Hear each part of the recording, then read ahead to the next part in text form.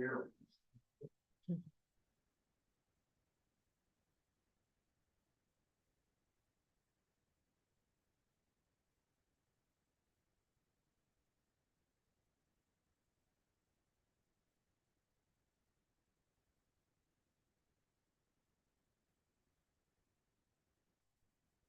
evening and welcome. I'd like to call to order our Lucan Biddulph Council meeting for Monday, June the 17th.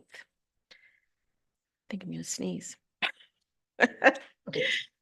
I would like to acknowledge that I am an ally of Indigenous peoples. The township of Lucan Biddulph is located on the treaty and traditional territory and ancestral lands of many Indigenous peoples and is covered by several Upper Canada treaties. We recognize and celebrate the contributions of Indigenous communities in our shared cultural heritage. Lucan Biddulph is now home to many First Nations, Métis, and Inuit peoples and communities that have a unique relationship with the land and its resources and continue to shape the history and economy of our municipality. We recognize the unique role Indigenous communities have in the development of our communities. The contribution from Indigenous communities ensure the sharing of unique perspectives and traditional knowledge.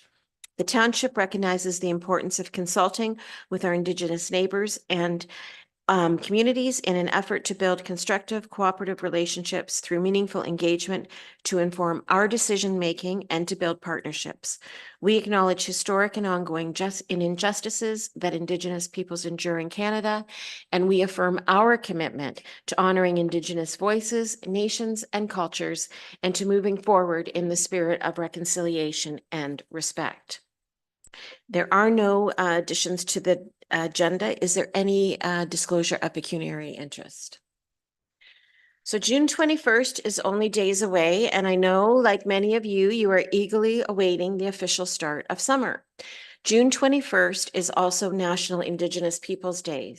This is a day for all Canadians to recognize and celebrate the unique heritage, diverse cultures, and outstanding contributions of First Nations, Inuit, and Métis peoples.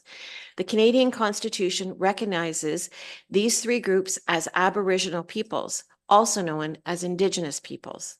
Although these groups share many similarities, they each have their own distinct heritage, language, cultural practices, and spiritual beliefs. In cooperation with Indigenous organizations, the Government of Canada chose June 21st, the summer solstice, for National Aboriginal Day, now known as National Indigenous Peoples Day. For generations, many Indigenous peoples and communities have celebrated their culture and heritage on or near this day due to the significance of the summer solstice as the longest day of the year. On our continuing path of truth and reconciliation, we recognize the importance of National Indigenous Peoples Day. Tonight marks our last meeting before the start of summer. As I have mentioned, the first day of summer is only days away. We go through 3 other seasons, eagerly awaiting for the longer, lazier days, and we bide our time during fall, winter, and spring, and long for time around our pool, for camping, for patios, and holidays with family.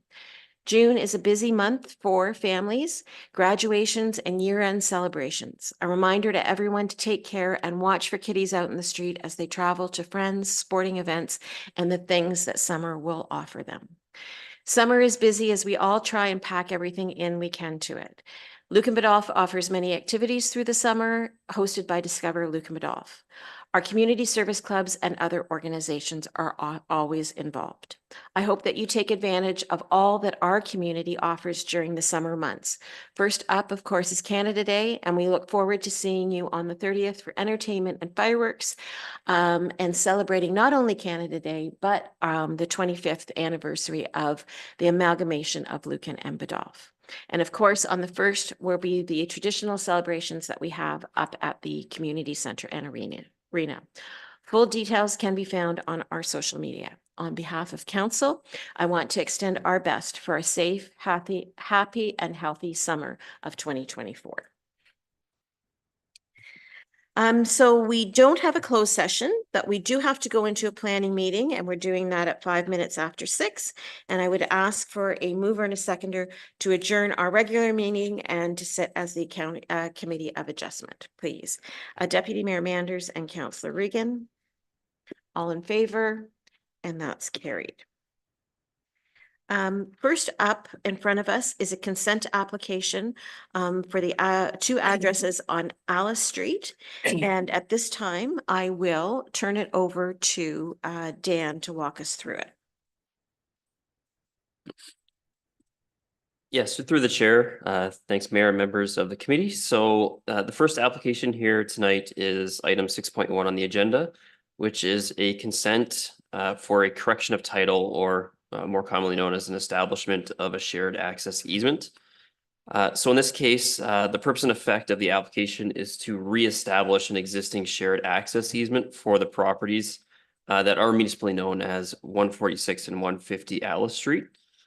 So the property is located on the northeast side of the intersection at Alice and Kings Highway number 4, or Main Street. The applicants are requesting the correction of the legal description of an existing mutual access easement, which describes its location more accurately to be between the 2 parcels where the existing driveway is currently located. The applicant, as is currently listed on title, the existing easement actually bisects a portion of the existing dwelling at 146 Alice Street, and it wasn't. It came to light as part of the sale of the property through a correction of land titles and lawyer searches that it was necessary to revise the location of the existing easement. So the easement that we do have for consideration here today is shown as parts 3 and 4 on the attached reference plan to the planning report, which effectively takes a portion, part 3 being a portion of lot 150 Alice Street, and then part 4 being a portion of 146 Alice Street. And that, again, just follows the general actual location of where the existing driveway is between the 2 properties.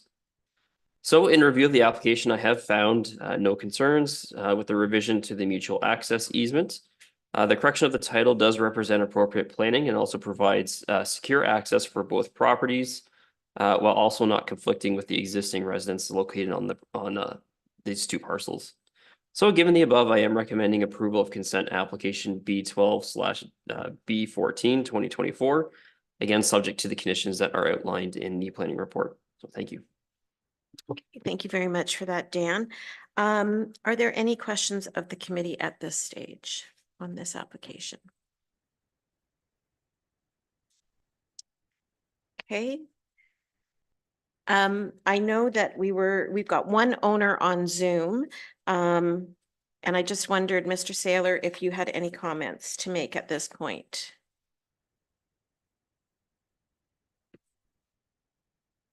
Okay, seeing none, then we've got a recommended motion in front of us. It is fairly lengthy. As Dan said, he is recommending that the application be granted. I'm not going to read the whole thing. If anybody watching this wants to refer to the motion, it will be in the agenda, and you can find that on the website. But I think Dan laid it out quite clearly as to why he's recommending that this application be granted with that, and of course the conditions that apply to that recommendation. So if there's no discussion, I would ask for a mover and a seconder for the motion in front of us. Councillor Hodgins and Councillor Westman. All in favor? And that's carried. Thank you very much. Okay, and now we are going to rise and move into a public meeting at 9 minutes after 6. And in front of us, we have a zoning bylaw amendment application. And I see that the chair has been taken over by somebody else, so I'll turn it over to you at this point. Oh, yeah, I'm sorry. Before I do that, I need a mover and a seconder. I was so excited about somebody new at the table.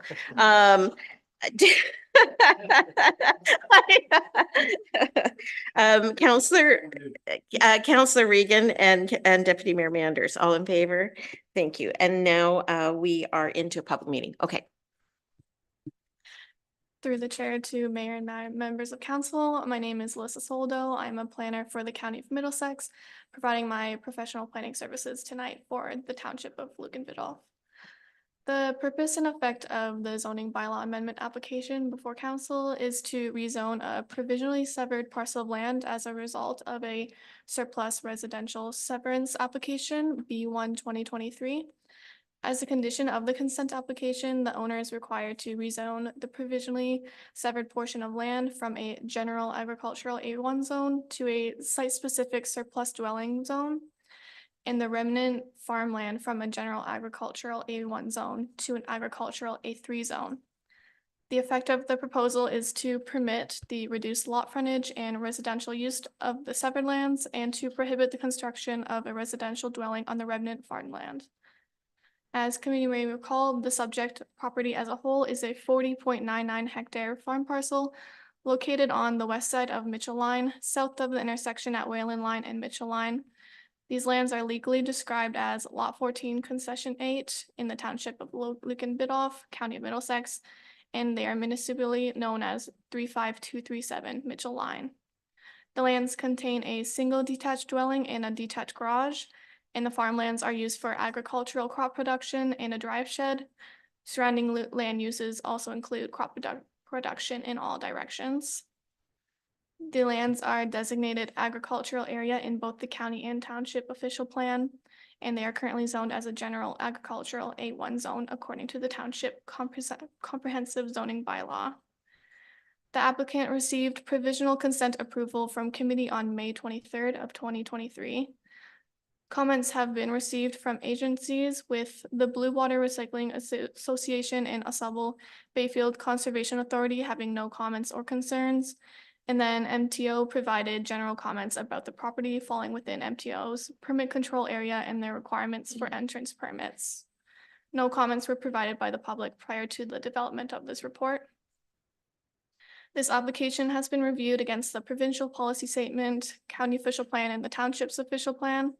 Given the context of the site and the consent conditions from application B1 2023, I am satisfied that the proposed amendment is consistent with the PPS and conforms with both the county and township official plans.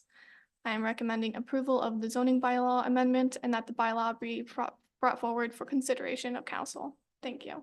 Okay, great. Thanks, Alyssa. And any discussion on this application in front of us?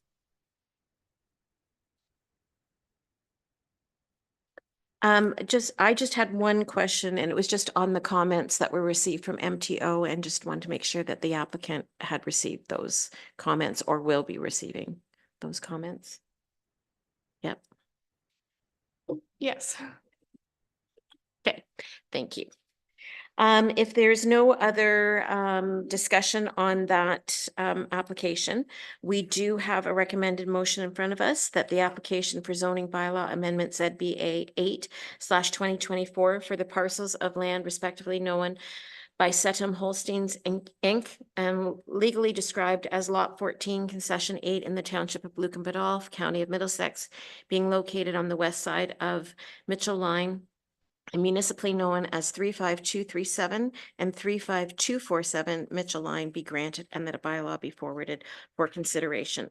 A mover and a seconder for that, please. Councillor Westman and Deputy Mayor Manders, all in favor, and that's carried. Thank you very much for that report, Alyssa. Thank you. We'll hope to see you again at this horseshoe. And with that, I would ask for a mover and a seconder to rise or to adjourn our public meeting at 14 minutes after 6 and reconvene our regular meeting. A mover and a seconder, please. Councillor Hodgins and Councillor Regan, all in favor, and that's carried. Thank you very much.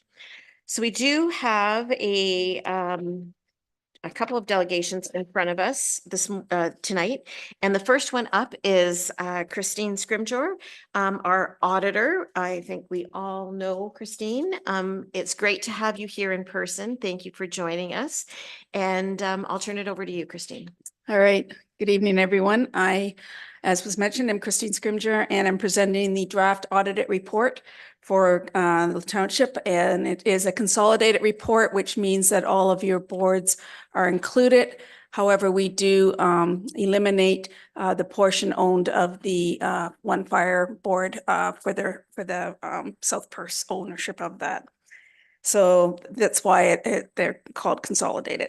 I'll go through them page by page as I normally do. If you have any questions, please don't hesitate to ask me, and hopefully I will have the answer. I have my trusted computer here as well, so should be all good.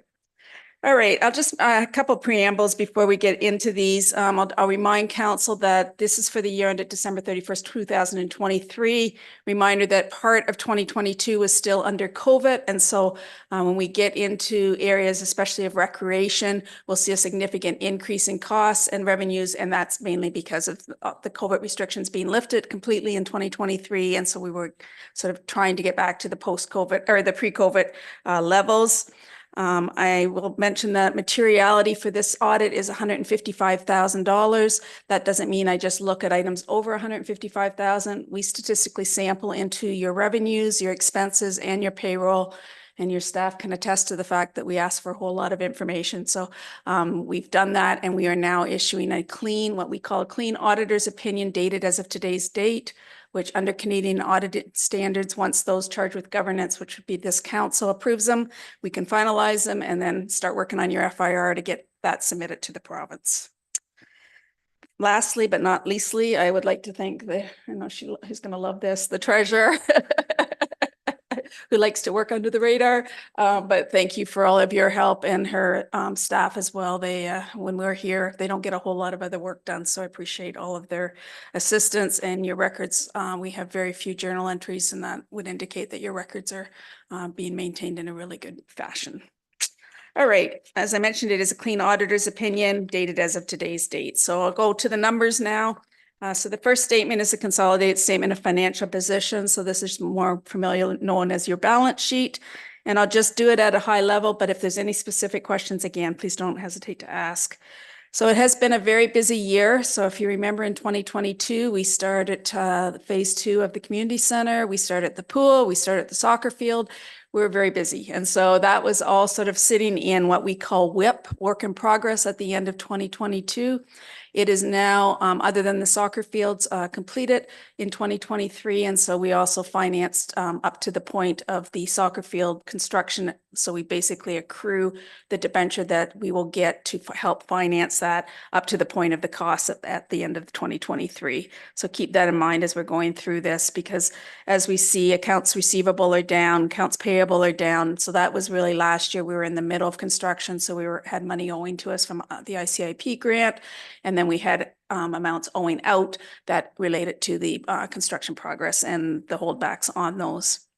And then we have taken out, as I mentioned, some new debt. So the line I look at always is the net financial assets. So those are the assets you would have in place if everybody paid you and you paid everybody out that you owed. And of course, you would not be paying all your long-term liabilities in one swoop, but this would be what you would have in the bank. And although it has gone down, I'll remind you that that is not a concern given the amount at the level of construction you've had over the last 2 to 3 years.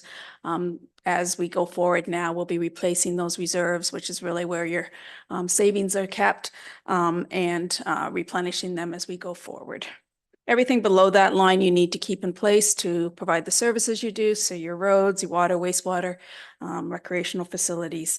And you can see there, so one of the things I look at is number one, how are we replacing assets at least equal to what our amortization is? And in fact, we're well above that. So our amortization is about $2 million a year. We replaced assets net. If you take the tangible capital assets plus the capital work in progress and take the net between those, it's about $7 million. So we're well above the amortization level. And as I mentioned, capital work in progress was significantly higher. Now it's back, it's now fully finished, and we're now into tangible capital assets. So it's just been moved up one line there. And what's left in capital work in progress is the soccer fields, as I mentioned, and also the wastewater treatment plant. So those are the 2 large projects that are still ongoing. Coming down to accumulated surplus at the end of the year is significantly higher, and that's because of your investment in tangible capital assets. Any questions on that at all?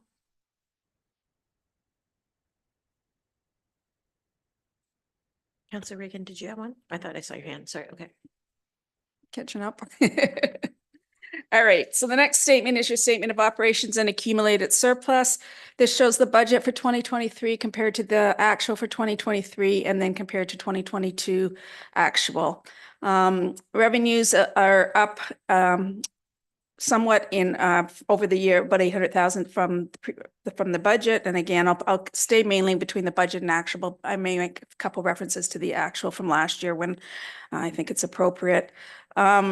So government grants, you'll see there that there was quite a bit of government grant last year, and that was because we had about 1.6 million in that number last year.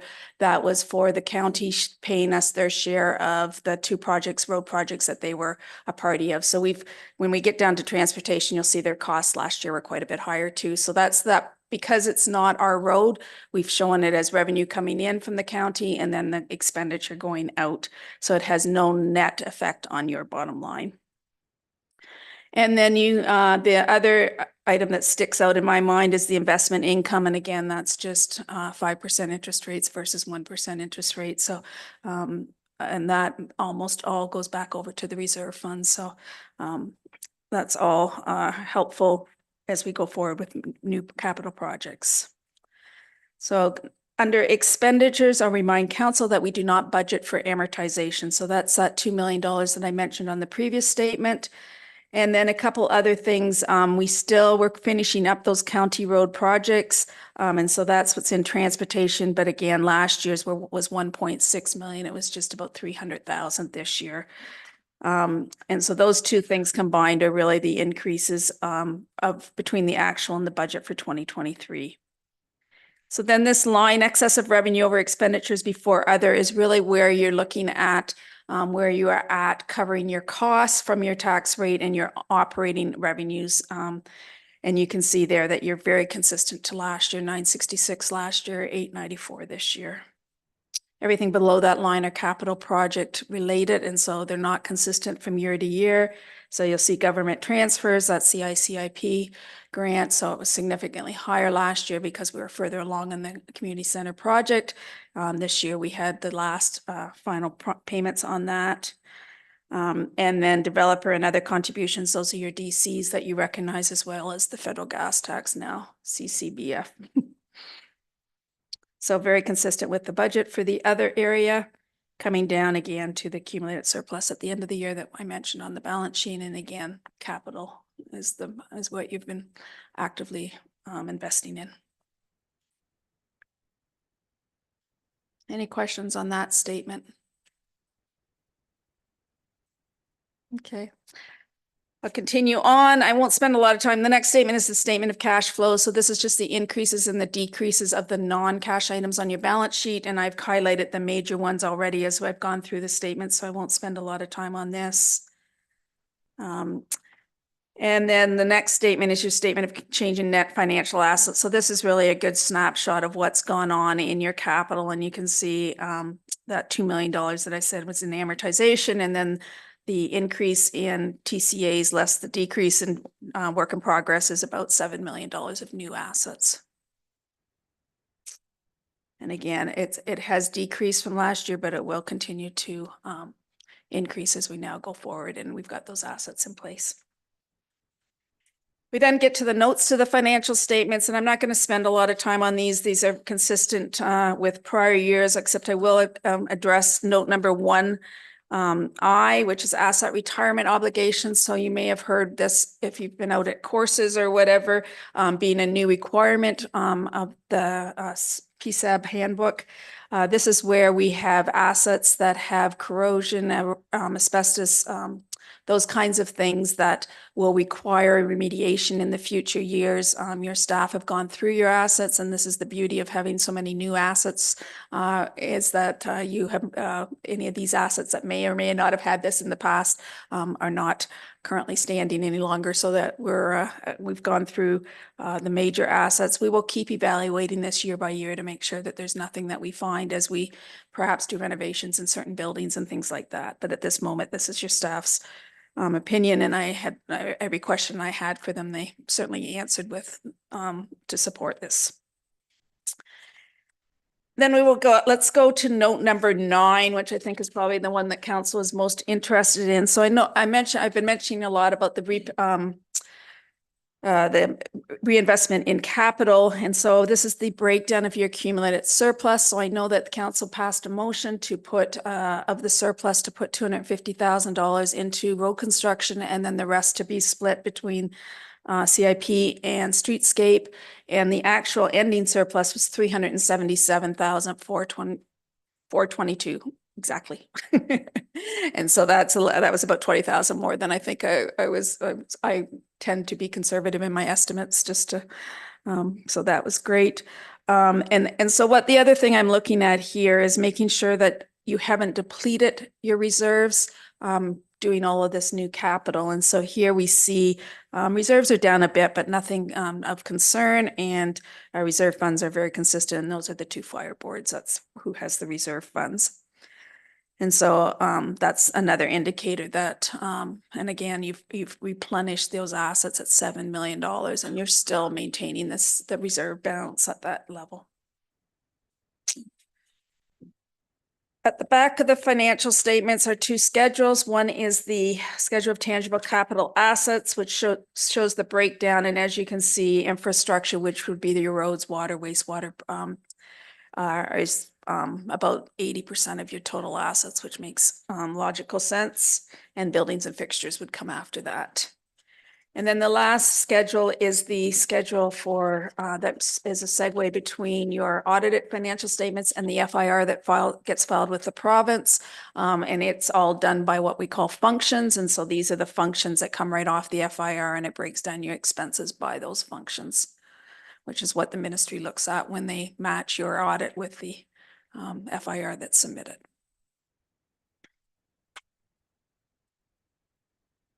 Okay. Thank you very much for that, Christine. Are there questions or comments for Christine at this time? Councillor Reagan and then Deputy Mayor Mander. Thank you. Sorry, just a technical question. What's FIR? Oh, sorry, financial information return. So the province requires all municipalities to, it's like a 40-page Excel nightmare that gets that gets filed on your behalf. I assist your staff in getting that filed with the province. And so it just basically breaks down all your revenues, all your expenses by what function they're for, and in greater detail than what this would be. Thank you. And I just had a comment, if I may. So when I was reading through this and I'm just listening to what you're saying, I just thought, it speaks very highly, first of all, of our staff. So thank you for the report, and thank you, staff, for doing what you do. And I'm just thinking at the end of the day that it seems to me anyway, that we've done a pretty good job of managing money, I think. I don't know what grade we would get. I'd give us an A, but that's just me. But I just think that it speaks well of staff, the recommendations, and the fact that we're managing, we're doing what we're supposed to be doing. And it speaks well of council just making the decisions that we make. And I just wanted to say, I'm just kind of proud of the fact that we can do that. Proud of the fact that I'm part of that, and that at the end of the day, we've got some money to put away. And I just, again, that speaks well of what we're doing. Just a comment. Thank you. Thank you. Thank you. Deputy Mayor Manders. Thanks. On the asset management, what dollar value do you like to see as far as tracking goes for? So your what we call your capitalization policy. Sorry, I'm going to go back here because I do 12 of these, so I don't want to.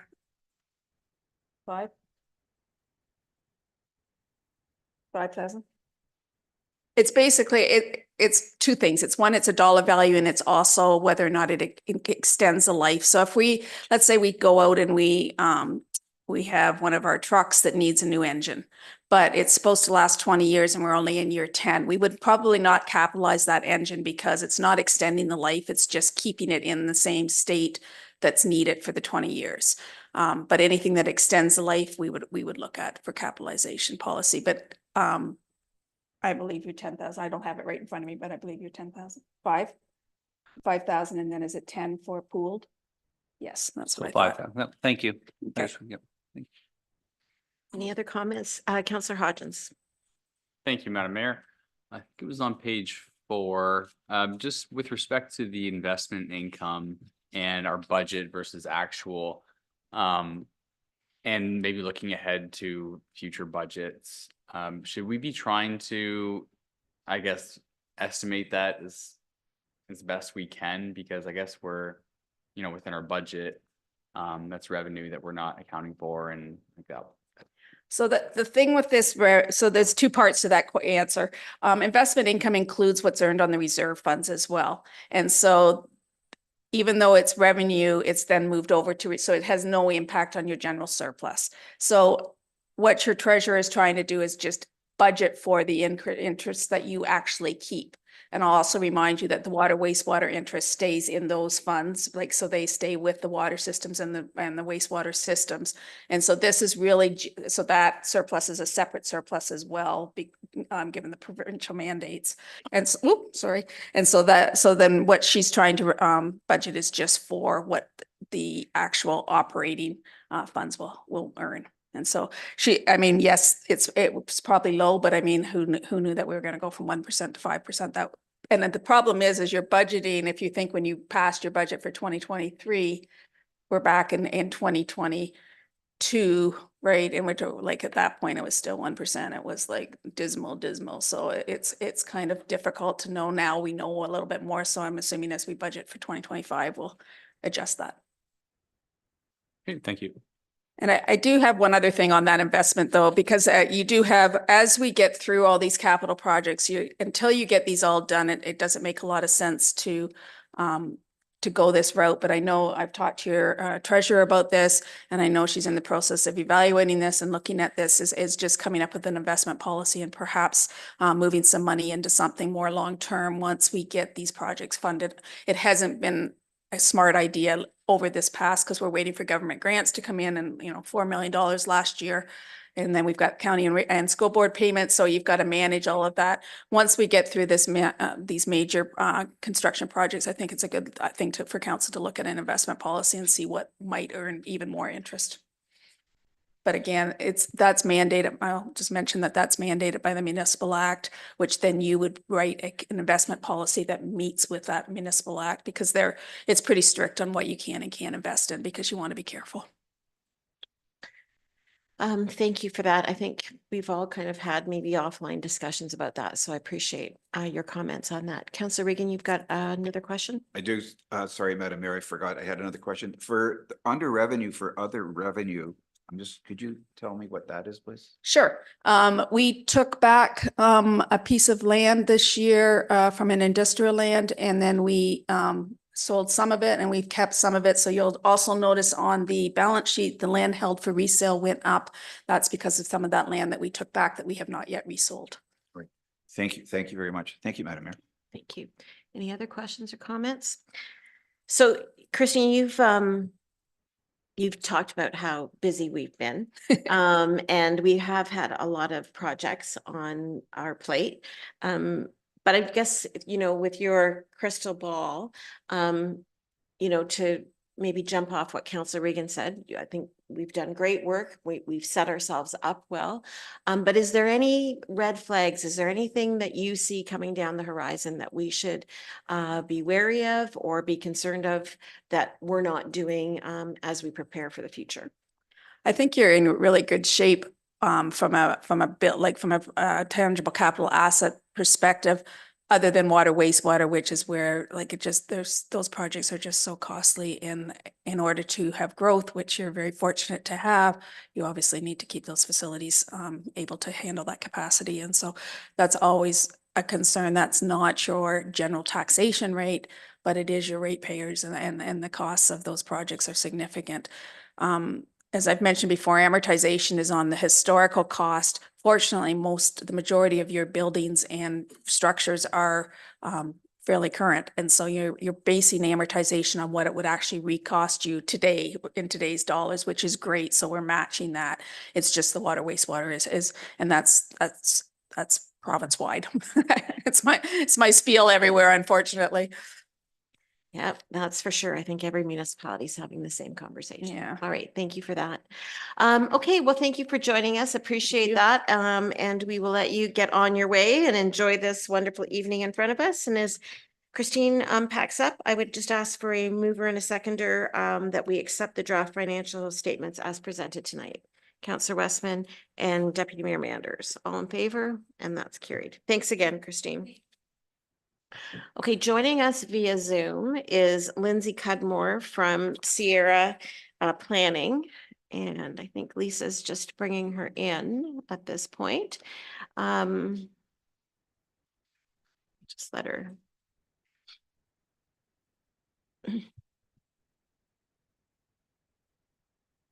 Get on. And I think she's unmuted, but Lindsay, you've got your camera off. Oh, she's connecting. Oh, there she is. There she is. That's great. It's great to see you, Lindsay. Thanks for joining us.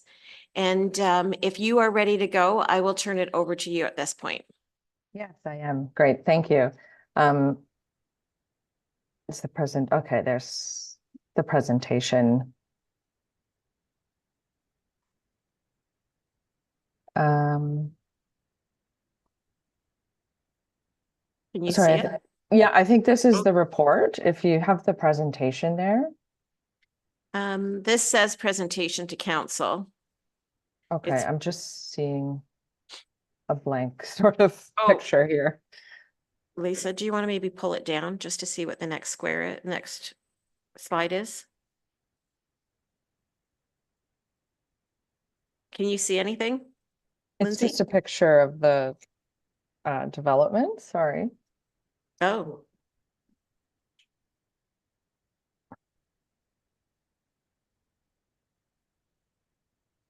There we go. okay.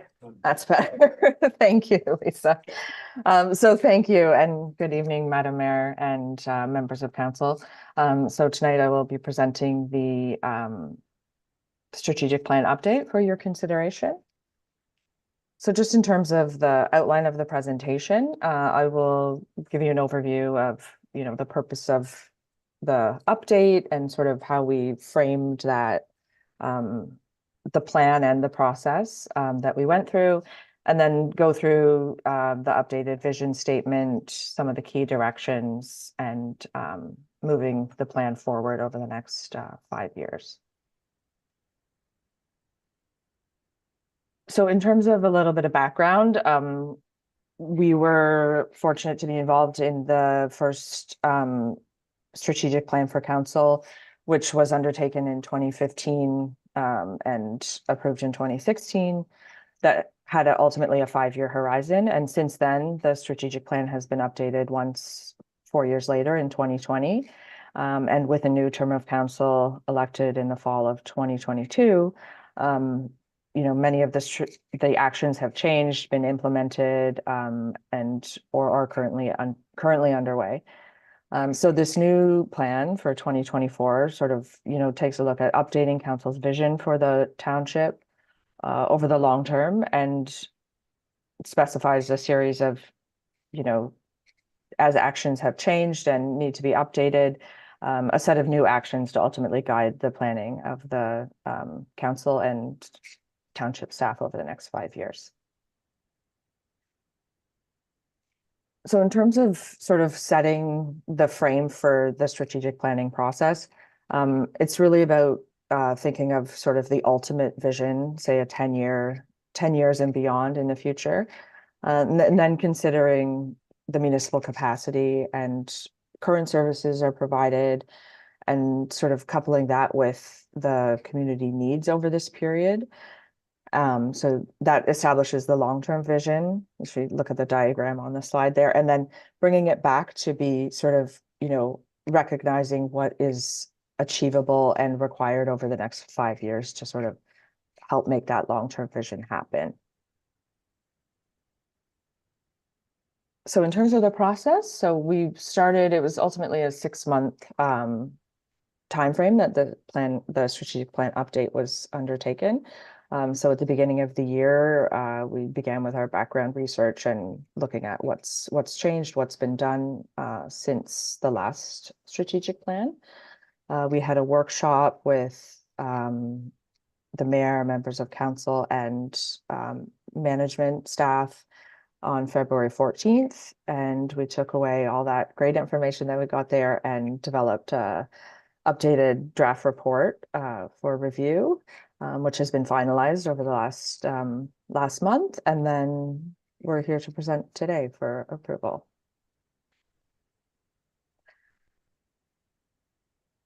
So in terms of an updated vision statement, when we held the workshop in February, it was sort of determined across the group that the vision statement remained very relevant to the township today.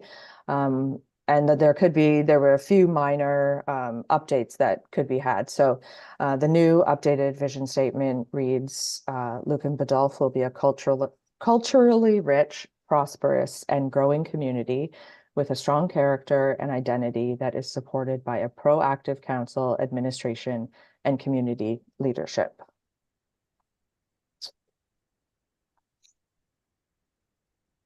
So in terms of strategic directions, it was determined that the 5 strategic directions as sort of umbrella directions remain applicable to the township today.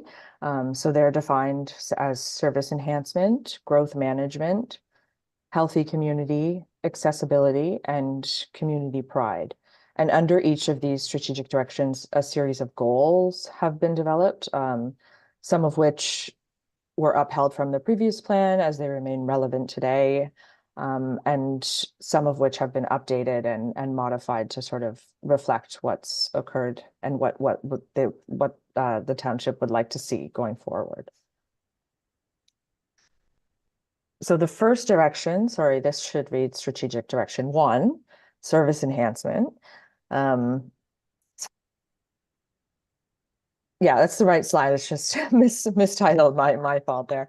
So the goal here, provide services for a diverse population. So previously this had some focus on senior population, but we know that the revision sort of recognizes that Lucan is growing and it's growing younger as well. So there's many young families moving in. So making sure that we're providing services for everybody that that sort of lives in Lucan. Coordination of services is another goal. So that's using the customer relationship management to the best abilities of the township, as well as consideration for coordinating and partnering with county or other organizations to provide services. A premier employer, that remains important, cultivating a positive workspace and that sort of culture of employment within the township. And organizational planning, so that relates to succession planning. It is still a relevant consideration going forward, as well as assessing and addressing the resource needs as the township grows and changes. So strategic direction 2, growth management. The goals here remain, for the most part, important, and some of the actions under each have sort of, been modified to reflect today. But really the first one there, promoting the rural and urban economy, recognizing that the rural economy is an important part of Lucan, has been, always will be. It's a key economic contributor, so that remains important to promote it, as well as, developing a servicing strategy to sort of, further the employment land industrial side of things as well. Goal 2, improving the attractiveness of the community for new residents. That's been successful. You've been able to attract lots of new residents, so making sure that it continues to be. And the township has now developed a CIP, so a community improvement plan, which was one of the actions from the last strategic plan. So now it's really about, promoting and implementing the CIP and getting some businesses to partake in that as it relates to downtown improvements. Supporting balanced growth. This is, has sort of become about, housing choices and affordable housing within the township. So providing a diversity of choices for all residents, including, different types and different tenures of housing, is important to serve the populations that exist in Lucan. And then focus on planning on growth management issues. So this is really about implementing the growth management strategies that are in the updated official plan. It's also about implementing the asset management plan and the capital works forecast and seeking strategies, to sort of fund these initiatives is important. The next strategic direction, healthy community. So this remains important across the board. Done a great job with, renovating, updating the community center and adding some great stuff there. So making sure that there's still access, continue the access to high quality leisure programs over the future. And, that recognizes the successful implementation of recreation and leisure programs that the township has been able to put in place. And the focus sort of now moves into, further developing that. We know that they're very popular. So, providing more programs, whether that's directly provided by the township or by other community providers is important going forward. Awareness of resources, making that dialogue between the community and local groups and the township open and positive. And then partnerships in recreational programming. So that sort of speaks to the other point as well about further enhancing the program offer and what's being provided within the community. Accessibility is important across the board. So public support and awareness of improved accessibility. So to gain this, the township really needs to engage with the community and understand what the needs are on an ongoing basis. Goal 2, fully accessible township services, programs, and infrastructure. So we know that all township facilities, because as we heard in the last presentation, many of them are newer. So they're all now fully accessible. So the focus here is really on the provision of accessible services, program delivery, and implementing the streetscape strategy, which will improve the public realm from an accessibility and beautification standpoint. And then AODA compliance for private sector businesses. So this relates to Main Street businesses mostly, and that can be helped by through implementing the accessibility program of the CIP and getting some take up of that from the private businesses. Community pride is the final one. So that remains important, maintaining and celebrating the township's Irish and agricultural heritage.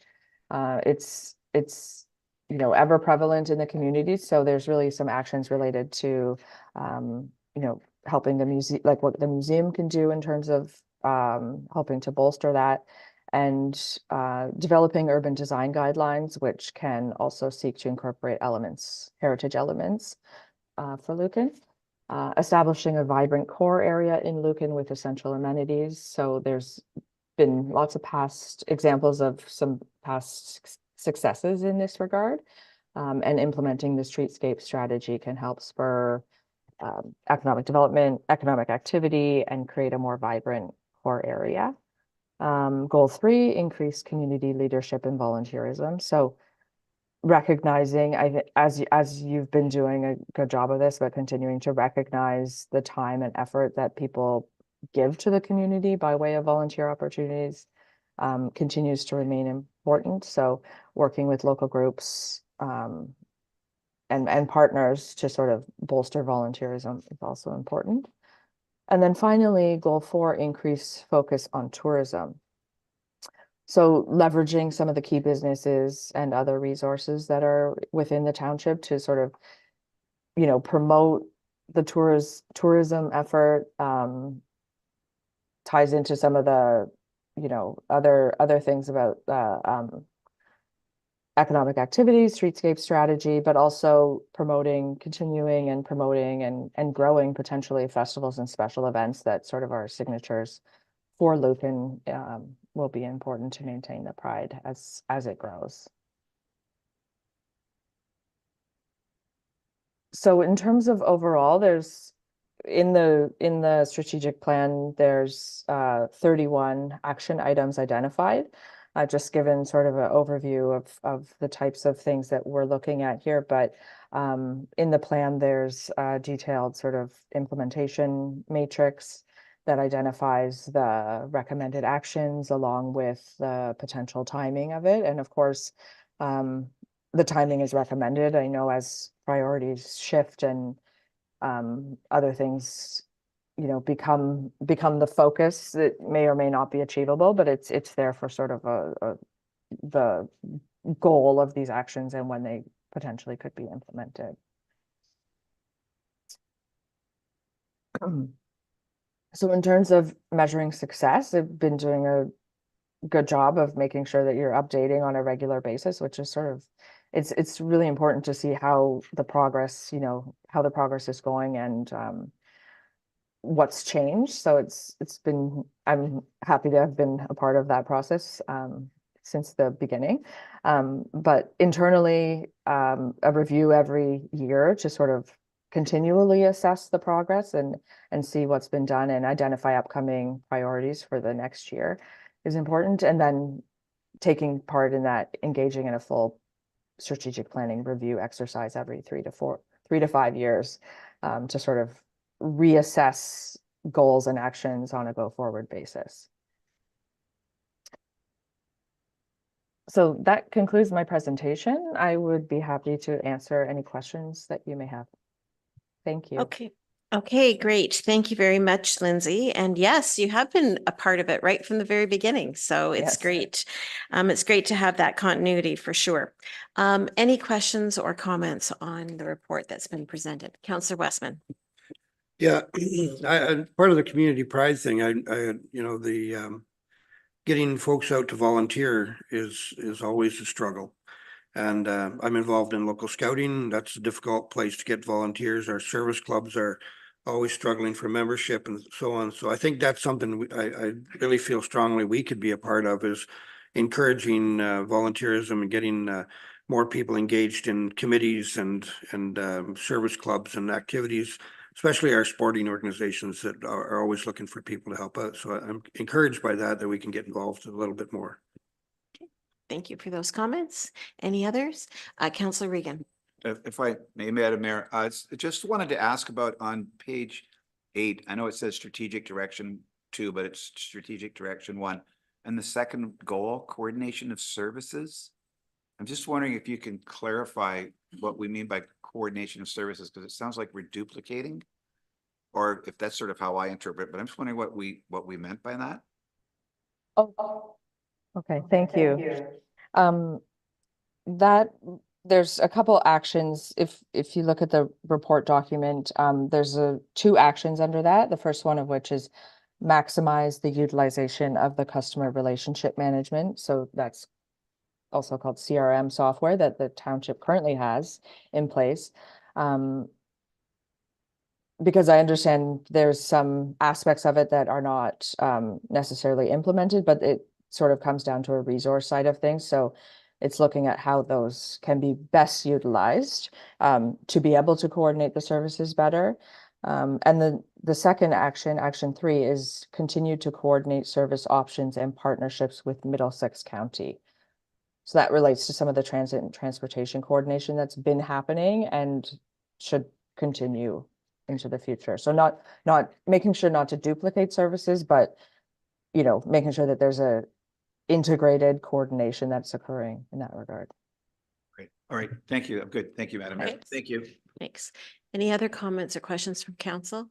Deputy Mayor Manders. Just on the accessibility, especially the downtown, I've already heard comments where with our new development down there, everything's accessible, and it's tough on our downtown businesses with obviously, I would say, like most historical downtowns in Ontario. So is there just, but I always think that what can be done, or is there anything that can be done? Like and obviously from the business owner standpoint and maybe grants, but even if there was, like it seems like it's one of those things that we've talked about for 10 to 12, 15 years since I've been on council. And is it reality that it's a pretty tough thing to implement, but easy to talk about? I know it's always on the radar, and I think, I mean, the implementability of it in reality, whether there's steps that go into businesses and that, it would require a large renovation potentially to remediate that or change it. But I think, the CIP program, since the last strategic plan, the township has developed a CIP, and one of the two programs that are available through that is accessibility. So it's trying to encourage those businesses to do something and improve that in whatever way may be possible. Which is a start. I mean, Yeah. there's Well- probably lots of other things to do. But it does have to start somewhere. So, yeah, appreciate that. Any other comments or questions on that? Councillor Hodgins? Thank you, Madam Mayor. I guess my question's about, once we approve this plan or go ahead with this plan, moving forward, you talked about measuring progress on it. And I guess, how do you recommend that process happens? It happens annually, and how does it get reported on typically? Right. I think it would be, I'm not sure who would be, but it would be a staff sort of group that maybe it's who was involved, like the CIO or some of the key directors, to sit down and sort of see where it's at, and then potentially a report to council and as a assessment every year of the progress that's been made. I think Councillor Hodgins, that in the CAO's report, in his staff report, I think he'll be addressing some of that, but I don't know if you want to preempt that. I certainly can. So through the mayor to Councillor Hodgins, we can do an annual report that basically almost like a report card. So we can go through each one of the strategic directions and even the sub goals and talk about what has been done and what is planned to be done to address each and every one of those. So. Yeah, thank you for that, and through the mayor. That's kind of what I was thinking. Like, I'm just not sure if we have done that sort of formally annually in the past, and I guess, how do we just kind of, do we set a date for it? Do we do it at the start of the year, every year, or a certain time, just to make sure, because we've had this plan for 10 years now or so, but have we really been accountable and kind of kept on it, I guess, instead of just shelving it? So to answer the council's question through the mayor, have we done a formal report on an annual basis? No, we haven't. You'll notice that each report from staff does talk about how that report or how the recommendation relates back to our strategic plan. So that's kind of going to be the information that gets fed into the annual report. So what I would suggest is we could probably do an annual report somewhere around September, just before we get into the capital budgeting, so that if there are capital items that we can look at, that we could maybe slide it in as part of that. Any other comments or questions? Okay, well, that's great, Lindsay. Thank you very much for joining us tonight. Appreciate you working with us through the process for the last number of months. And with that, I would ask for a mover and a seconder to receive that update for information, please. Councillor Regan and Councillor Hodgins, all in favor? And that's carried. Thank you very much. Thanks very much, Lindsay. And please pass along our best to John as well. I Okay. will. Thank you very much. Thank you. Okay. Get this screen cleaned up here. Okay, moving on to the minutes. We've got in front of us the minutes from the June 4th meeting, and I trust you've had the chance to go through them and review them. If nothing has to be amended, then I would ask for a mover and a seconder to approve those as circulated. Deputy Mayor Manders and Councillor Regan. All in favor? And that's carried. Don't believe that there's anything that has changed on the business arising. Did council want to add anything from the last set of minutes? Okay, then we'll move on to the correspondence. We didn't actually receive a lot over the last couple weeks. And council or staff hasn't pulled any for discussion. Were there any that council wanted to speak to? I just wanted to highlight the first one, and that was the debrief summary from the Middlesex London Health Unit in how they worked with the county during COVID. Ron and I sat through the presentation, and it certainly was very interesting. I think they learned a lot. And my takeaway from that is I think that they are better prepared for should we find ourselves in an ongoing emergency in the future. But my also takeaway was, and I did comment on this, that a lot of the lessons learned could actually start to be implemented when it comes to communication and working with our local communities. So we'll see what they take back with that, but certainly lots of great information there. If I can get a mover and a seconder to receive those items of correspondence for information, please. Councillor Westman and Councillor Hodgins, all in favor, and that's carried. On to committee reports, Blue Water.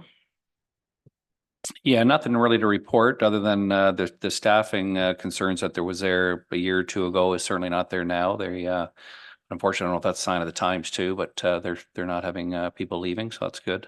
And then the commodity pricing is staying level to budget or a little higher, so that's good too. Any questions on that? I just had one just on the attachment that I should have maybe asked you ahead of time, but on the attachment that was included with Blue Water, just on the paper cup acceptance. And just wondered if there was anything that we saw coming down for us with maybe the reintroduction or the introduction of coffee cups into recycling. Yeah, nothing yet from Blue Water, no. CEDC. Don't have a report tonight. Our next meeting is June 26th, and I'll have a report for council in our July meeting. Thank you. Lake Huron, we did meet at the beginning of June, and for the most part, there were just the regular reports that we receive on a ongoing basis. But I did want to highlight, because it is a pretty exciting project, and that is a project that we've partnered with the United Nation of the Thames to get a transmission pipeline to them for obviously water. And it is moving forward. Of course, this is funded by the federal government, but there are a lot of players involved to make sure it happens. There's a lot of coordination with the county and the municipality of Strathroy. But at this point, it looks like they'll be going, they're on schedule for the development of what the tendering and construction will look like, so that will be announced towards the end of this year, beginning of next year. So hopefully shovels in the ground soon on that project. Fire boards, I don't think that there's anything on that. ABC. Thank you, Madam Mayor. Nothing in particular to highlight, where there are the minutes attached from the May 16th meeting. I can answer any questions if anyone has. Any questions on those? Okay, Parks and Recreation. Madam Mayor, I reported last time on the last meeting we had, the minutes weren't attached then, they are now. For council, our next meeting is July 11th. And at that time, we'll be with the Inviting Trails Committee there. And we'll be going over the parks, or having the Parks and Rec Master Plan presented. And I'll have a report for council after that. Okay. Thank you. Thank you for that. Were there any questions on the minutes that were presented? Okay, on to staff reports. Ron. Thank you, Madam Mayor. The first report, number 10 for 2024, is regarding the updated strategic plan. We just finished hearing from Lindsay Cudmore at Sierra Planning. She presented the actual strategic plan. So not to prolong this, the recommendation is that the report be received for information, and further that council adopt the updated and amended strategic plan as presented by Sierra Planning and Management. So that's, in a nutshell, that's the recommendation before council. Okay, Thank you very much. We did have a discussion on that with Lindsay, but were there any questions that council had to be directed to or through staff? Councillor Hodgins. Actually, no, I'm good. Okay. All right. Then I would ask for a mover and a seconder on that motion to receive receive his report and that we adopt and amend the strategic plan as presented tonight. Councillor Regan and Councillor Westman. All in favor? And that's carried. Thank you. Thank you, Madam Mayor. The second report before council tonight is in regards to the amending of our current development charges bylaw. Council will recall some discussion over the last few meetings and few months about the final passage of Bill 185. And although it seemed to have been rushed through the House, the one part that is definitely beneficial to the municipality from a revenue standpoint is there is no longer a phase-in component. So this amended bylaw will do away with that phase-in. You will recall, I think it was section 14 of the previous development charges bylaw allowed for 80% of the calculated charge to be collected in year 1, 85% in year 2, 90% in year 3, so on and so forth. So the proposal before council tonight is to amend the current development charges to remove that section that will allow additional revenues to come in to flow into council. There will be a further report on Bill 185 from the planning department at some point. There's some gray areas with regard to the outstanding appeal, and I really don't have a clear picture on how that's going to roll out yet. That's still sort of in process. We'll keep you posted as best we can, but for the time being, this sort of plugs an immediate hole in our revenue stream, so to speak. So the recommendation again is that the report be received for information, and further that council amend our current development charges bylaw to reflect the changes due to the passage of Bill 185, as per the recommendation of our development charges consultant, BM Ross. Okay, thank you for that. Any questions on this report in front of us? Councillor Hodgins. Thank you, Madam Mayor. Just a quick comment. Just want to say thank you for bringing this kind of immediately, as quickly as we could, to council to amend the bylaw, because it's just it's revenue that we would have lost with the phase in. So thanks for getting that together so quickly. Right, any other comments? Okay, with that, you've got a motion in front of us that we receive the report and that we amend our current development charges bylaw to reflect the changes to Bill 185. Can I get a mover and a seconder for that, please? Councillor Regan and Councillor Hodgins. In favor? And that's carried. Thank you. Did you have anything verbal, Ron? No, I think I'm good. Thank you. Okay, we don't have any building, any verbal finance, nothing. Planning. Okay, we have a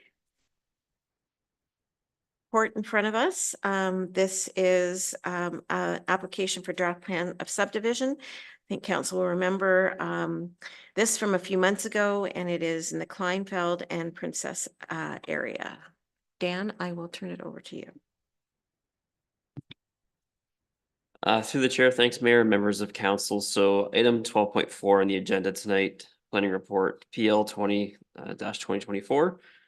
It's an application which is a combined request for a draft plan approval of a new subdivision, as well as a site-specific official plan amendment and a corresponding zoning bylaw amendment. So as council may recall, we did host a public meeting where I brought forward a report for information on February 20th, 2024. The proposal, to remind you, does seek to establish 10 new single detached residential lots on a cul-de-sac as an extension of Kleinfeld Ave. And likewise, they're also seeking to establish 2 new lots off the west side of Princess Street to accommodate semi-detached dwelling units. The proposal also does seek to provide a parkland dedication to the township for the lands that are currently zoned open space on the map that you can see here. The lands are constrained by flood hazard areas through the Lucan two-zone flood strategy with the Asable Bayfield Conservation Authority. The portion of lands that are subject to development for residential purposes are within what's identified as the flood fringe area, whereas all other parts are considered to be hazard lands. The subject lands are designated settlement area in the county's official plan. They are residential in the township's official plan. And they also contain a hazard lands overlay in the official plan schedules A and D. And this stipulates that development within these particular areas do require official plan amendments to accommodate. They are, again, zoned open space right now in the zoning bylaw, as well as future residential zone. So the proposed official plan amendment in this case does seek to establish a site-specific special policy area in the residential land use policy section of the official plan. And this would be in order to permit a scoped residential development within the areas that's deemed appropriate by the Conservation Authority. And essentially, those are the areas that are shown on the map as the yellow for the extension of Kleinfeld Ave, as well as the orange for the extension off Princess Street. Additionally, the applicant has applied for site-specific zoning, an amendment which seeks to establish a residential first density exception holding zone, which would permit the single detached dwelling homes as an extension of Kleinfeld, and a site-specific residential second density exception holding zone to permit the semi-detached dwellings off of Princess Street. And the exceptions to these zones, again, are listed in the planning report. So Public Works has reviewed the proposal in terms of the engineering strategy. And we have also asked a third-party consulting engineering firm to review. Additionally, the Conservation Authority has reviewed the proposal and has provided comments to staff, as well as the county. Generally, comments are supported and subject to further engineering review of more the fine details, as well as permits from the Conservation Authority, which would occur through the draft plan approval stages. From the planning perspective, the provincial policy statement, the County of Middlesex's official plan, as well as the Township of Lucan Biddulph's official plan, all support residential development in various formats. The Township official plan generally notes that the existing fabric and character of Lucan in general is primarily single detached dwellings, and it does support this type of development. However, it also notes that opportunities should be sought to potentially increase density for residential development within our existing settlement areas. So in this particular instance, the owner's proposal does respect the existing character within the established neighborhood, while also introducing minor increases in density. Additionally, and as noted, the lands are also subject to the hazard land overlay designation. This does restrict development unless detailed studies have been produced to provide or prove developability in this case. So staff and the Conservation Authority are satisfied that the detailed analysis from the two-zone flood approach does provide lands that are potentially developable, subject to flood proofing requirements and mitigation strategies as indicated by the Conservation Authority. So staff are supportive of the site-specific official plan amendment to establish a special policy area that would allow for residential development, again, subject to the review and approval of the Conservation Authority. So upon review, staff have also drafted preliminary conditions of draft plan approval. This will require the owner to clear conditions for detailed engineering design in advance of any development proceeding on site. As an additional layer in this case, and as noted, the applicant will be required to obtain a Section 28 permit, and that's specific to the Conservation Authority's detailed engineering review of the site, and this is noted in the comments that are attached to the planning report. Comments received from circulations have been included in the report or have been addressed through the conditions of draft plan approval. Also, I would say the proposed site-specific residential first density as well as the residential second density exception zones. Generally seek to reduce the lot area, increase lot coverage, reduce lot frontage requirements. It adds minimal increases to height, reductions to the front yard setbacks, save and accept the driveway, which would still be at 6 meters. Reduce rear yard setbacks, as well as an introduction of a minimum 25% open space or landscaping requirement on all lots. So planning staff, we have reviewed the proposed provisions and note that they are consistent generally with today's development standards, which seeks to achieve more development with less land. So as such, planning staff are supportive of the site-specific provisions as proposed by the developer. Given the above, planning staff are recommending that the County of Middlesex be advised the Township Council recommends draft plan approval, that official plan amendment number 12, permitting residential development within the special policy areas, be adopted and forwarded to the County of Middlesex for consideration of approval. And that zoning bylaw amendment be approved, and that staff be directed to bring forward a bylaw once draft plan approval has been received and OPA 12 is in force and effect. And I would just note to council, there is an error in that recommendation. It does say OPA 11.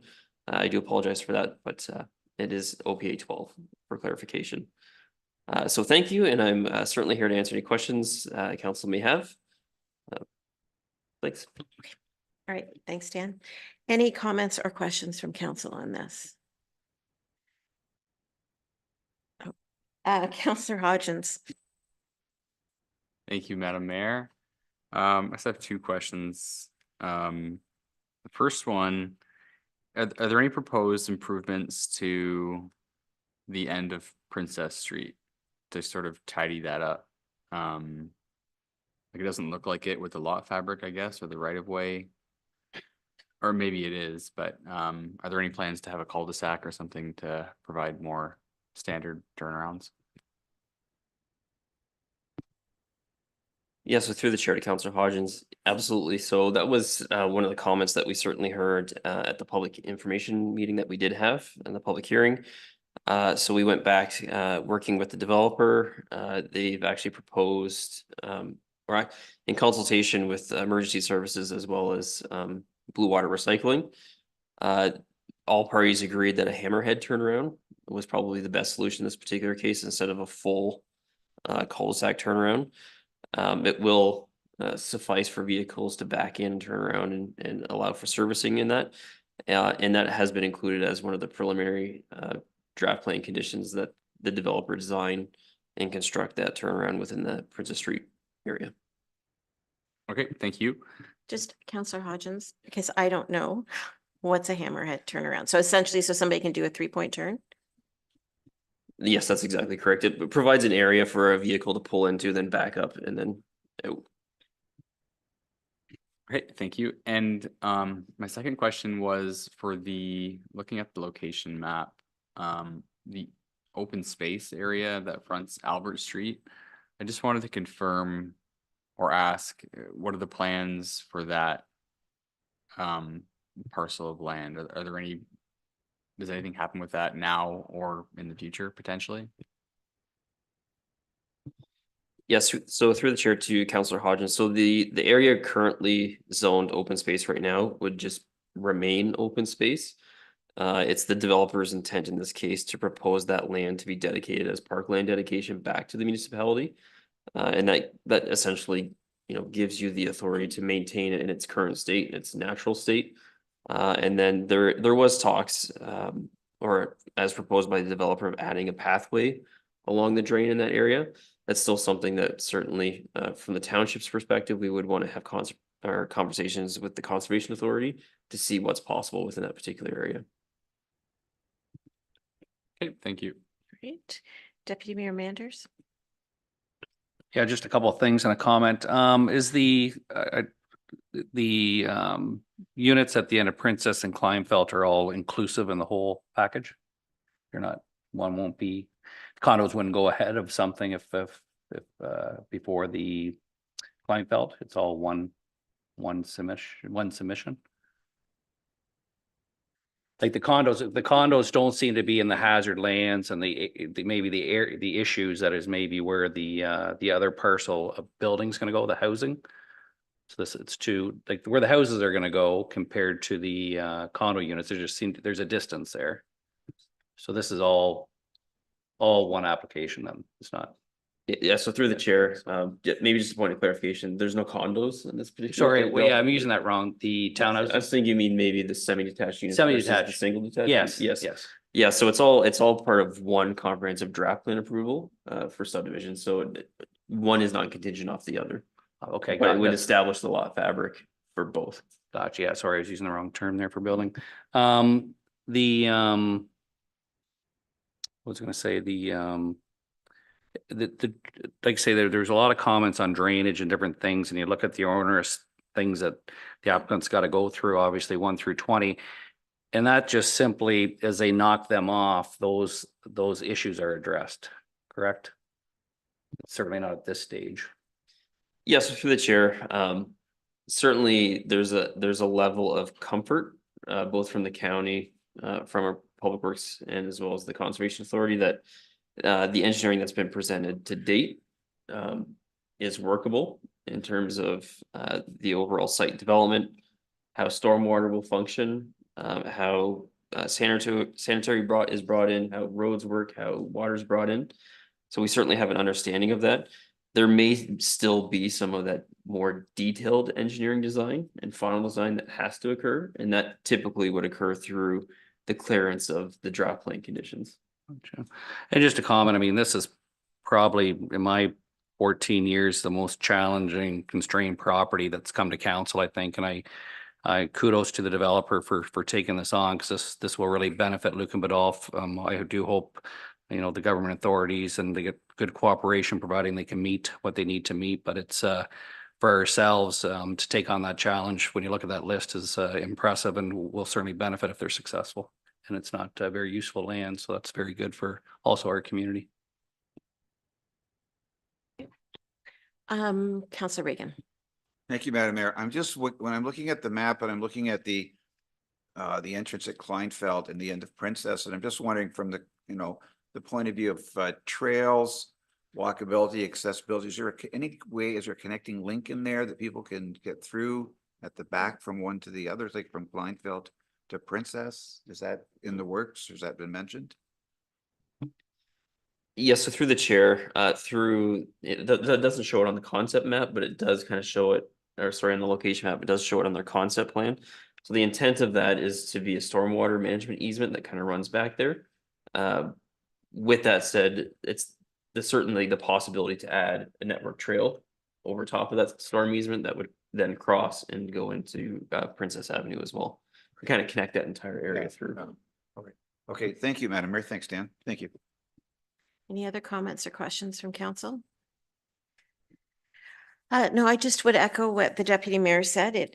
I think that this is a great development for our community. And again, congratulations to the developer for working so closely with planning, but also with ABCA. I mean, I think they can be challenging at times, but I think if I'm getting a sense from this report that you're working well with them, and I think the land and the development will benefit from that. So congratulations, and I certainly look forward to watching this develop, because I do think it'll be great for the community. With that, if there's no other comments or questions from council, you have the recommended motion in front of you. Again, it is quite lengthy, so I won't read it for anybody watching. You can refer to it in the agenda, and just with a reminder, it is being updated to refer to OPA 12 and not the typo that was in there. So with that, if I could get a mover and a seconder for the motion in front of us.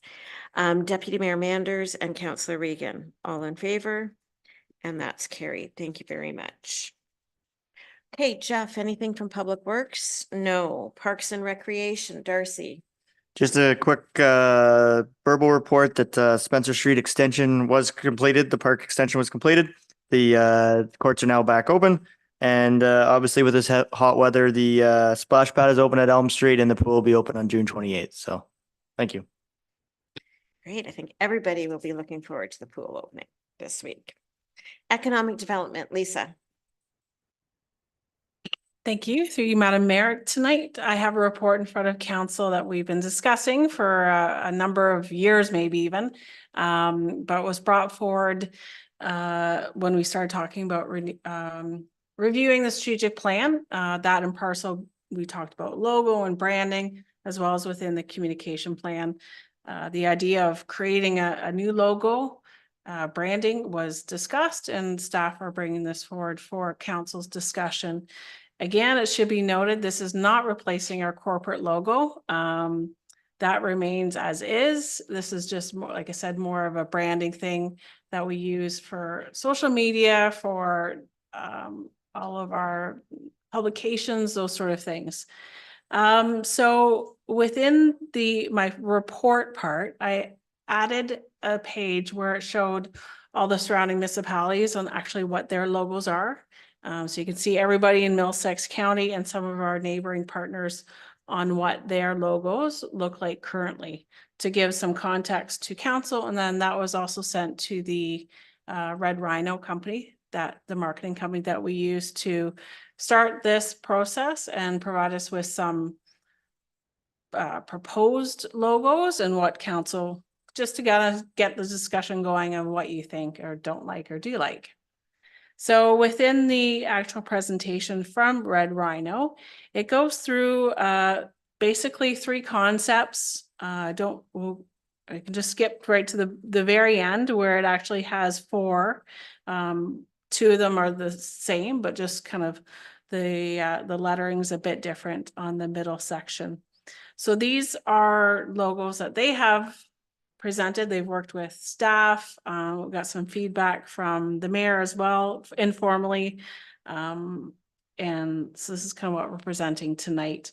At the end of their presentation, it talks about why these certain colors were used in the logo. Obviously heritage, a lot of the green, the shamrock, community identity, tourism appeal, symbolism and meaning about the Irish culture, the green, and the positive atmosphere. These bright colors are happy, positive, and show a welcoming community.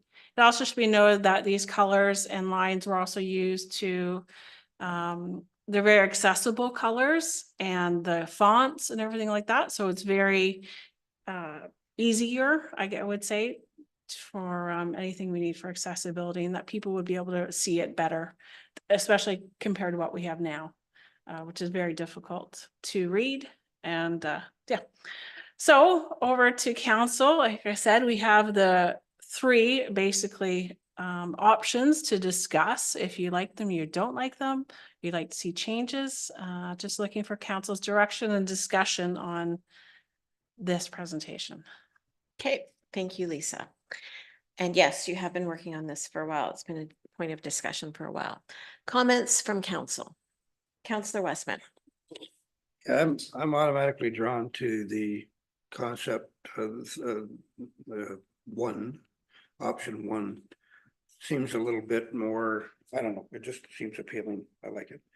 But if I had a second choice, it'd be option 2B. So that's my 2 cents.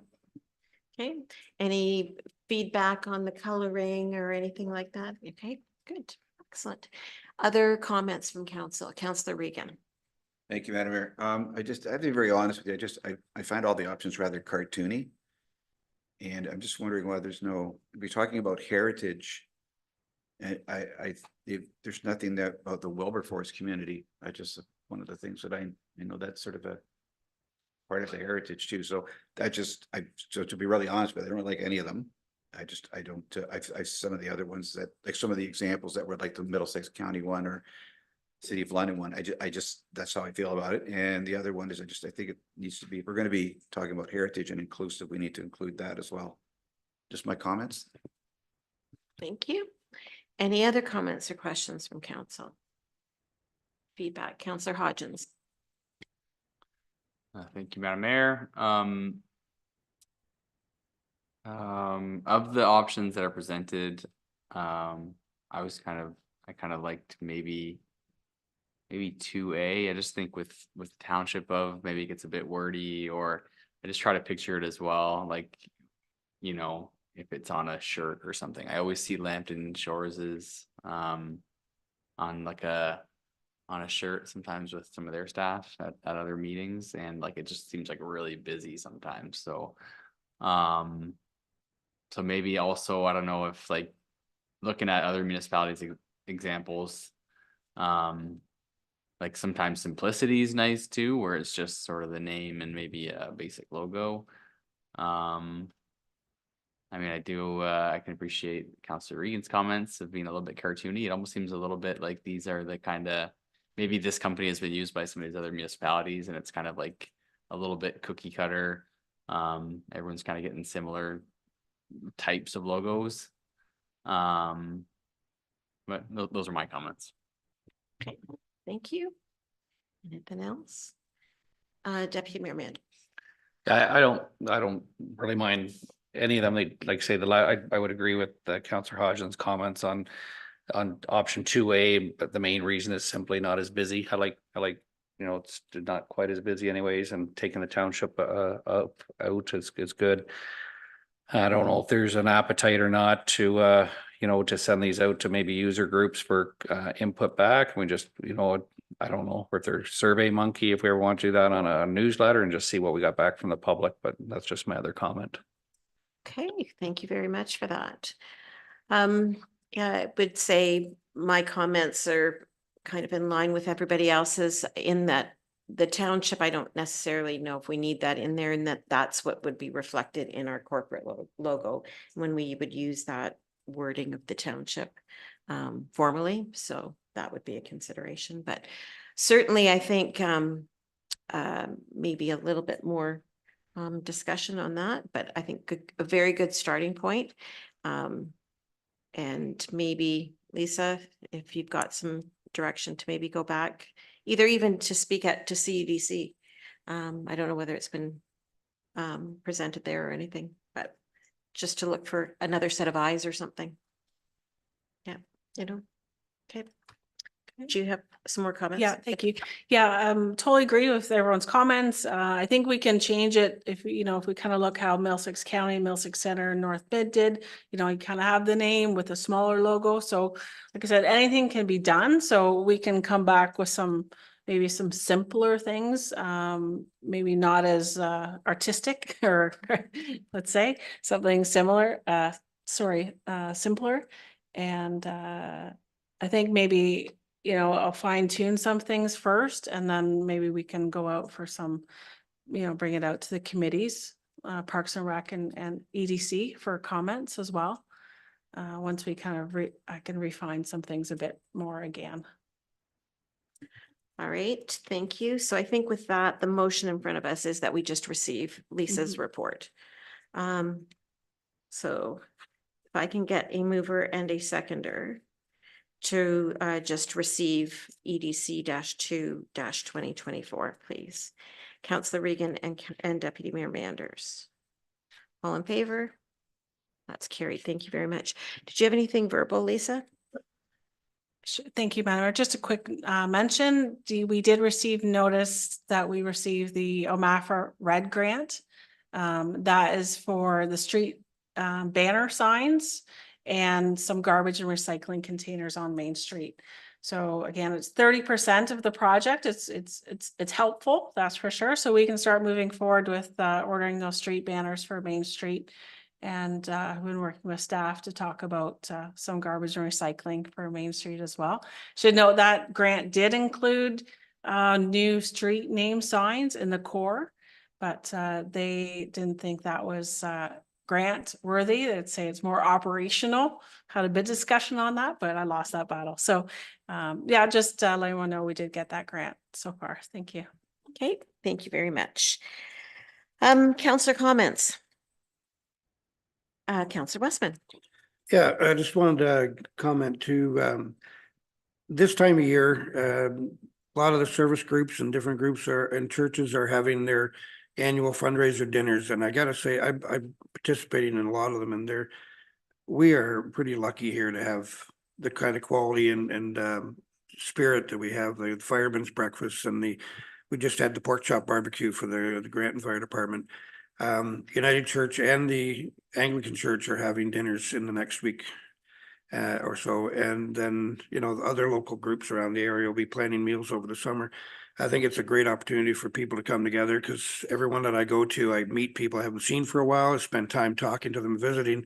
And it really brings a sense of community together. And I'll tell you, I've been having a great time with it. So I hope people will participate in these. I think we've been seeing a lot of success now that COVID's over and people can come together again. You're seeing a lot of people coming out to these. So it's a pretty good feeling to get out to these and enjoy the community. So. That's great. Thank you very much for those comments, Councillor Westman. Any other councillor comments? Nothing. I just wanted to make mention of an email that was sent out to, I think, everybody involved in emergency management. And so London Police Services that manages 911, they're going over a changeover of technology, and that changeover is happening tomorrow. So they will be launching the next generation 911. For anybody that's been to conferences over the last number of years, this has been an ongoing project of the provincial government. And so the police services, or London Police Services, are changing that over tomorrow. And Ron and I were talking about it, and it's kind of like Y2K. If everything goes well, nobody will notice a problem. But if there's something, then you might just understand that you might have to call back or something. But for anybody needing to call 911 tomorrow, that's all they have to do is still just call 911, and hopefully the changeover will go smoothly. Okay, with that, we have no changes to budget. Any notices of motion? Okay, then we will move on to our motions and accounts. And the first one up is the motion for the accounts paid. The motion is that the Council of the Township of Lucan Biddulph receive the attached accounts as paid for information as follows, and that's for May of 2024, $1,341,591.25. A mover and a seconder for that, please. Councillor Hodgins and Councillor Westman, all in favor? Carried. Thank you very much. Excuse me. And that council authorize Maggie McGregor to enroll in the MAFP Unit 1 Introduction to Municipal Accounting and Financial Reporting program through AMCTO at a cost of $450 plus HST. A mover and a seconder for that, please. Councillor Regan and Councillor Westman, all in favor, and that's carried.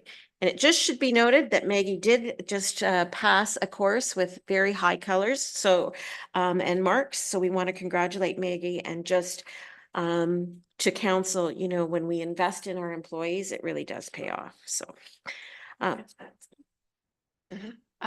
thank you, through you, Madam Chair. Just to add to that, it is great. Maggie and I attended the AMCTO conference recently, and we sat in on accreditation seminar there, and they present all the education programs that they offer through AMCTO.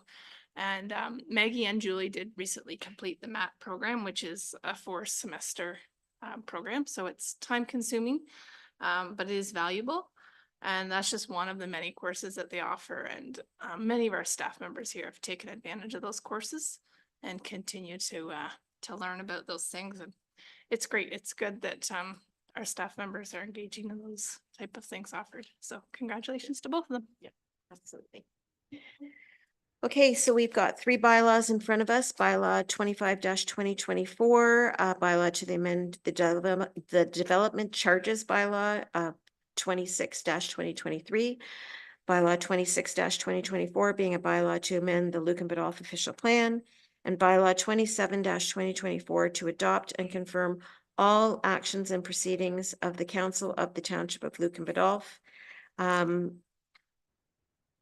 Okay, yes, that one. And also, so our confirming bylaw, but also then bylaw 208-2024 being a bylaw to amend the Lucan Biddulph comprehensive zoning bylaw. And that's for the property at 35237 Mitchell Line. So 4 bylaws. So if no one cares to speak to bylaws 25-2024 through 27-2024 inclusive, and bylaw 208-2024 on their first, second, and third reading, that they be considered to have been read a first time and passed, read a second time and passed, and read a third time and passed. A mover and a seconder for that, please. Councillor Hodgins and Deputy Mayor Manders, all in favor? And that's carried. And resolved that the council meeting be adjourned at 7:39 PM. Councillor Regan and Deputy Mayor Manders, all in favor? That's carried. Thank you very much. We will see you at Canada Day celebrations, and then our next meeting is 3 weeks from now, July 16th.